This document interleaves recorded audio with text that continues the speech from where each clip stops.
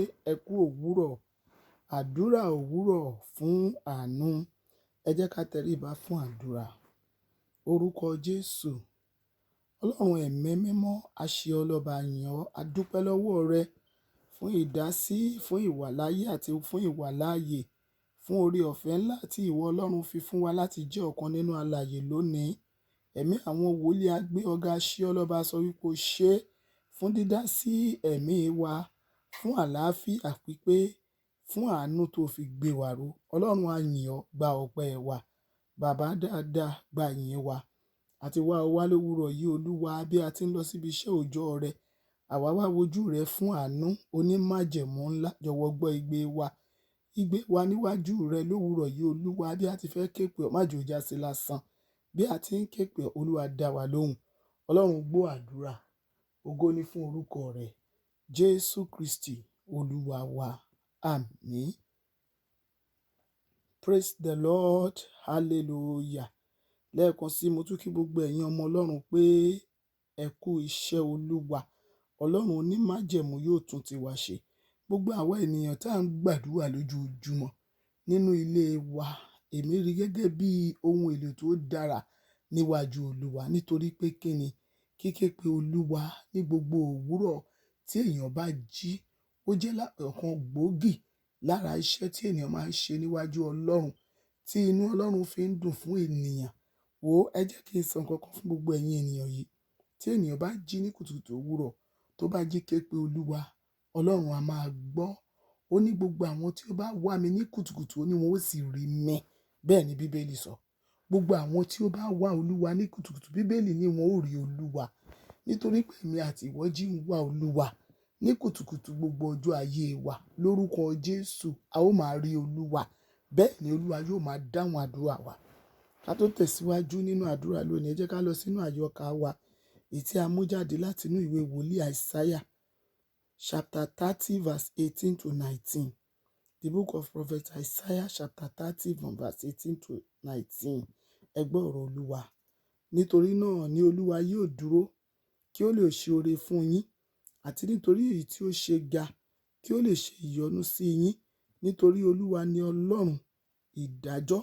Ìbùkún ni fún gbogbo àwọn tí ó dúró dè é. Nítorí àwọn ènìyàn Síónì yóò gbé Jerúsálẹ́mù, ìwọ kì yóò sì sọkún mọ́. Yóò ṣàánú fún ọ gidigidi nígbà tí ìwọ bá ń kígbe.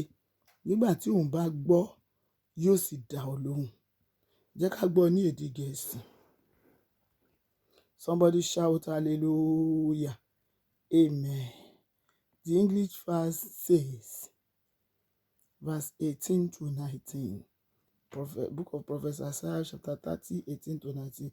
And therefore will the Lord wait that he may be gracious unto you, and therefore he will be excited that he may have mercy upon you. For the Lord is God of judgment. Blessed are all they that wait for him. Verse 19. For the people shall dwell in Zion, at Jerusalem. Thou shalt weep no more. He will be very gracious unto thee at the voice of the cry. When he shall hear it, he will answer thee. Ìwọ tó o gbọ́ ohùn ọ̀rọ̀ yìí lónìí, bí o bá ti ń ké pe Olúwa, Ọlọ́run onímájẹ̀mú yóò dá èmi àti ìwọ lóhùn. Bí a ti fẹ́ ké pe lówùúrọ̀ yìí, igbe wa níwájú rẹ̀ kò ní já sófo. Gbogbo ohùn ẹ̀bẹ̀ wa níwájú Olúwa, pàtàkì fún àánú, lórúkọ Jésù yóò gbọ́ ohùn wa. Èmi àti ìwọ tá a jọ fẹ́ ké pe Olúwa ní òwúrọ̀ yìí, lórúkọ Jésù Kristi ti Násárẹ́tì, Ọlọ́run yóò nu omijé gbogbo nù kúrò. Tó bẹ́ẹ̀ gẹ́ tí kì yóò sí ẹkún nínú ìrìn àjò rẹ lónìí yìí. Bí o ti ń jáde lọ lónìí, kò ní sí ẹkún nínú ìrìn àjò rẹ. Bíbélì ló sọ bẹ́ẹ̀ o. Ó ní thou shalt weep no more. Ó ní wọn kì yóò sọkún mọ́. Ìyẹn ni pé nínú ìrìn àjò rẹ kò ní sí ẹkún, kò ní sí ìdágìrì, kò ní sí ìpọ́njú, kò ní sí wàhálà. Ayọ̀ àti àlàáfíà tó fẹ́ fi jáde láti lọ wá ohun tó máa jẹ tó máa mu, bẹ́ẹ̀ ló máa bá ìyọ́nú Ọlọ́run pàdé.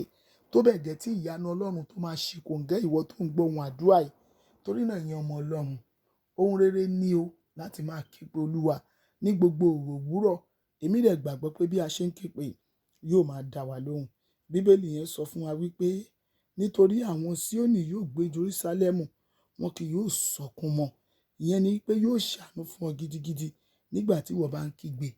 Ìwọ tó ń dájọ́ fẹ́ kígbe pé Olúwa lówùrọ̀ yìí, gidigidi Ọlọ́run yóò ṣàánú fún wa.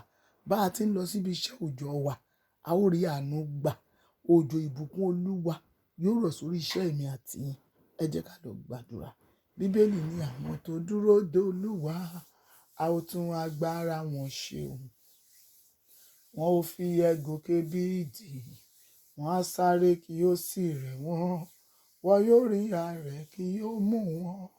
Èmi àti ìwọ tí a dúró de Olúwa, ó yá máa pe orúkọ Jésù kó máa dúpẹ́ bí gbogbo tó o bá wà. Máa yin Olúwa pé Olúwa mo dúpẹ́ lọ́wọ́ rẹ fún ìjáde àti ìwọlé mi. Olúwa o ṣé nítorí pé ó pa àlọ́ àti àbọ̀ mi mọ́.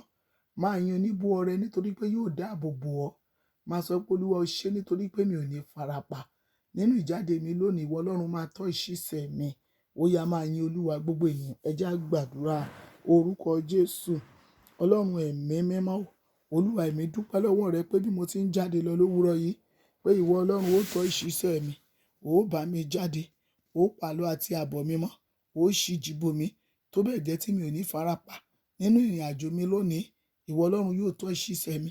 Olúwa mo dúpẹ́ fún iṣẹ́ ìyanu tó máa ṣe nínú ayé mi lónìí bí mo ti ń jáde lọ, torí pé ìwọ Ọlọ́run yóò fi àánú rẹ yóò fi bọ́ mi ní àbọ́yó, bẹ́ẹ̀ ni ó bùkún mi lọ́pọ̀lọpọ̀. Olúwa mo ṣe ọ lọ́ba, ẹ̀mí àwọn wòlíì ó ṣe fún ìjáde mi, fún ìwọlé mi, fún ìpamọ́, fún ìdásí àti ìdáàbòbò ẹ̀mí mi. Ọlọ́run mi ò ṣe, ògo ni fún orúkọ rẹ̀. Jésù Olúwa wa, àmín. Ẹ jẹ́ á pe orúkọ Jésù. Ẹni Olúwa bí mo ti ń jáde lọ, ẹ̀ṣẹ̀ gbogbo tó lè dí ìbùkún rẹ lọ́wọ́ nínú ayé mi, Olúwa dáríjì. Ẹ sọ́ dàdúrà orúkọ Jésù.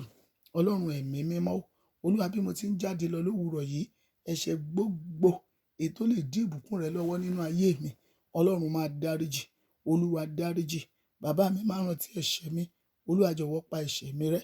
Jọ̀wọ́ rántí sọ fún Ọlọ́run. Olúwa wọ̀ mí lágbára tí rí àánú gbà bí mo ti ń jáde lọ. Agbára tí màá fi rí àánú gbà.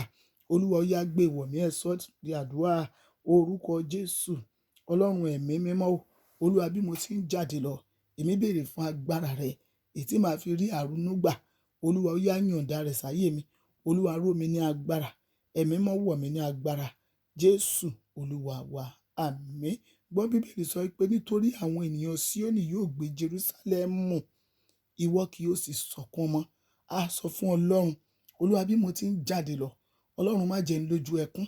Olúwa má jẹ́ n lẹ́rẹ̀kẹ́ òjé. Ìbànújẹ́ tí mi ò fi sílẹ̀ nílé bí mo ṣe ń jáde, Olúwa má jẹ́ n dé padà wá bá ìbànújẹ́. Ẹ̀yin ènìyàn ẹ gbàdúrà orúkọ Jésù. Ọlọ́run ẹ̀mí mímọ́, Olúwa gẹ́gẹ́ bí ọ̀rọ̀ rẹ, bí mo ti ń jáde lọ, ìbànújẹ́, Olúwa má jẹ́ ó dé bá mi. Ẹkún tí mi ò fi lẹ̀ nílé, má jẹ́ n padà wá délé bá ẹkún. Olúwa má jẹ́ n mọ ìpọ́njú nínú ìjáde mi lówùúrọ̀ yìí. Olúwa jọ̀wọ́ ṣààbò lórí mi. Olúwa pa gbogbo tí ṣe tèmi mọ́. Olúwa má jẹ́ kí n sọkún. Jésù Olúwa wa, àmín. Bíbélì sọ wípé yóò sì ṣàánú fún ọ gidigidi nígbà tí ìwọ bá kígbe. Ẹ pe Jésù. Ẹ ní Olúwa, èmi kígbe sí ọ lówùúrọ̀ yìí bí mo ti ń jáde lọ. Olúwa ṣàánú fún mi. Ó yẹ sọ́ dàdúrà orúkọ Jésù.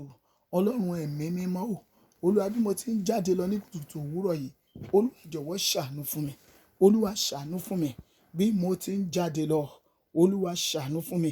Gidigidi lèmi béèrè fún àánú. Olúwa jọ̀wọ́ ṣàánú fún mi. Èmi dúró nínú ọ̀rọ̀ rẹ. Olúwa ṣàánú fún mi gidigidi bí mo ti ń kígbe pè ọ́ lówùúrọ̀ yìí tí mò ń jáde lọ síbi iṣẹ́ òòjọ́ mi. Olúwa ṣàánú fún mi gidigidi. Jésù Olúwa wa, àmín. Bíbélì pé nígbà tí òun á gbọ́, yóò sì dá ọ lóhùn. Ẹ pe Jésù. Olúwa bí mo ti ń jáde lọ lówùúrọ̀ yìí, Olúwa gbọ́ igbe mi. Olúwa dá mi lóhùn. Má dá àdúrà mi sí mi láyà. Ẹ gbàdúrà orúkọ Jésù. Ọlọ́run ẹ̀mí mímọ́, Olúwa bí mo ti ń jáde lọ lówùúrọ̀ yìí, Olúwa jọ̀wọ́ gbọ́ igbe mi. Ọlọ́run má dá àdúrà mi sí mi láyà. Gbogbo igbe mi níwájú rẹ, Olúwa jẹ́ kó jẹ́ ìtẹ́wọ́gbà. Bí mo ti ń pè ọ́ ní òwúrọ̀ yìí, Olúwa jọ̀wọ́ dáhùn sí àdúrà mi. Olúwa má jẹ́ kí n pè ọ́ lásán. Ọlọ́run gbọ́ ohùn mi, ṣàánú fún mi. Jésù Olúwa wa, àmín. Wo bíbélì wípé bíbélì pèdè kan fún wa nínú bíbélì. Ó ní ó ní ìbùkún ni fún gbogbo àwọn tí ó dúró dè é. Ẹ pé Jésù ní Olúwa, mo tún dúró dè ọ́, Olúwa ṣàánú fún mi. Ọlọ́run mi mú mi rí àánú gbà. Àánú ni mo béèrè lọ́wọ́ rẹ, Ọlọ́run aláàánú o. Bí mo ti ń jáde lọ lónìí, Olúwa ṣàánú fún mi, jẹ́ kí n rí àánú gbà. Ẹ gbàdúrà orúkọ Jésù. Ọlọ́run ẹ̀mí mímọ́ o, Olúwa jọ̀wọ́ ṣàánú fún mi. Bí mo ti ń jáde lọ lówùúrọ̀ yìí, Olúwa mú mi rí àánú gbà. Ọlọ́run aláàánú o, ó yá ṣàánú fún mi. Èmi dúró nínú rẹ, mo sì gbàgbọ́ pé kò sóhun tó lè ṣe fún mi. Olúwa ṣàánú mi, Ọlọ́run ṣàánú mi. Olúwa dìde, ó yá rọ òjò àánú rẹ lé mi lórí. Olúwa mú mi rí àánú gbà. Àánú rẹ má jẹ́ ó wọ́n mi. Jésù Olúwa wa, àmín. Ẹ pé Jésù. Olúwa, ó ti lóòní dákẹ́ nítorí tèmi. Torí pé ọ̀rọ̀ rẹ sọ pé nítorí tí àwọn Síónì, Olúwa ò ní dákẹ́.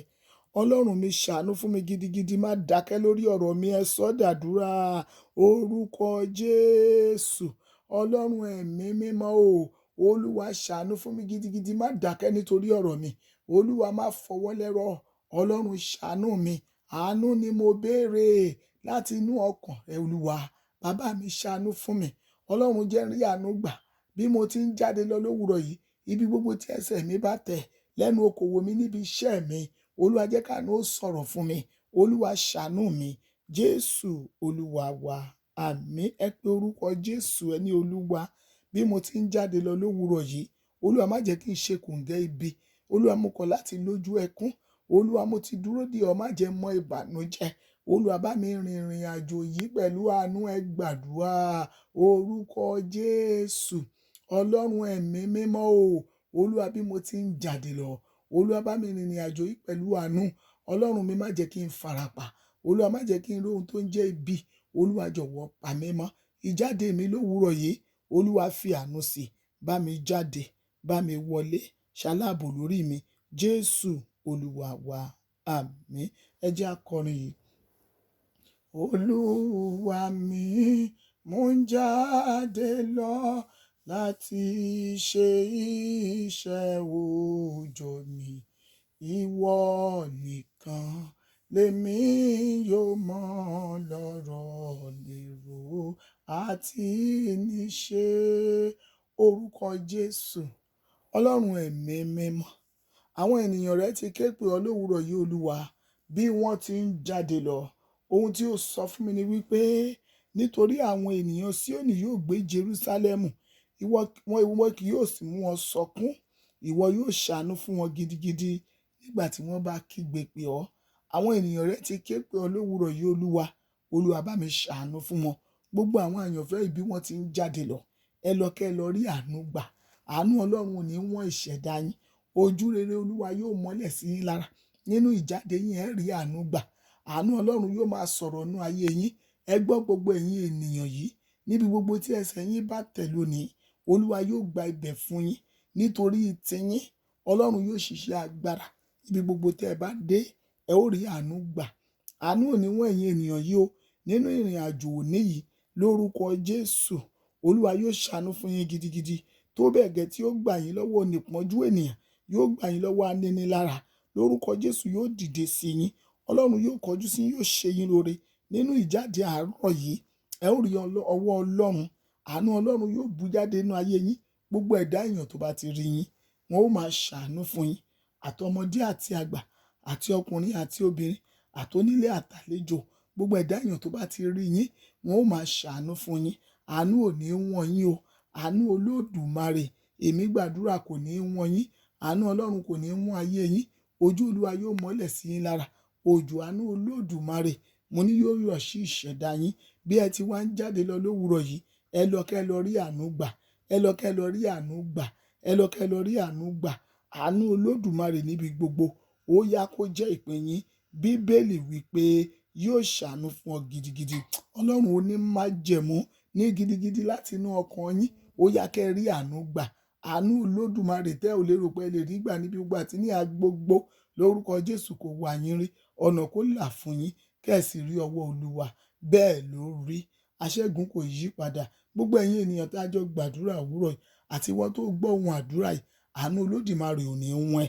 Ojú rere Olúwa ò ní fi ọ́ sílẹ̀. Àánú ọ̀gá ògo yóò jẹ́ ìpín rẹ̀. Bẹ́ẹ̀ ló rí. Aṣẹ́gun kò yí padà.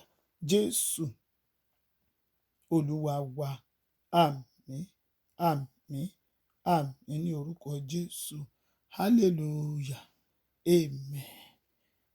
Ẹ jẹ́ ká jùmọ̀ ṣe oore ọ̀fẹ́ Jésù Kristi Olúwa wa, ìfẹ́ mímọ́ ti Ọlọ́run, ìdàpọ̀ táwọn ènìyàn mímọ́, kó sọ̀kalẹ̀ kó máa bá yín gbé, kó ṣe ojú rẹ̀ kó mọ́lẹ̀ sí yín lára, kó ṣíji bò yín, kẹ́rí àánú gbà ní orúkọ Jésù Olúwa wa.